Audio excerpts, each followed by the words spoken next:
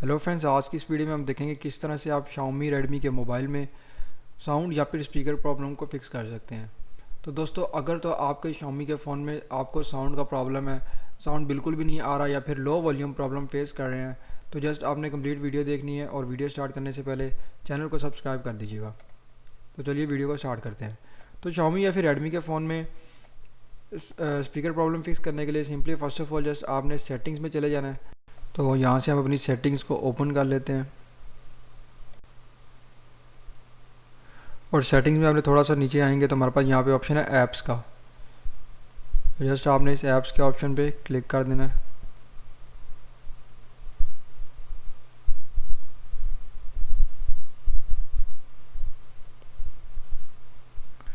और यहाँ पे मैनेज ऐप्स पे ऑप्शन में चले जाना है और सिंपली ये सर्च बार में आपने टाइप करना है SYS।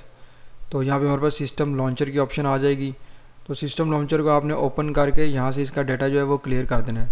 तो कोई भी आपके अगर सेटिंग्स चेंज हुई होगी तो वो इससे रीसेट हो जाएगी, मतलब अपने पुराने वाली सेटिंग्स पे चली जाएगी। और उसके बाद आपने बैक चले जाना है और यहाँ पे आपने टाइप करना है साउंड।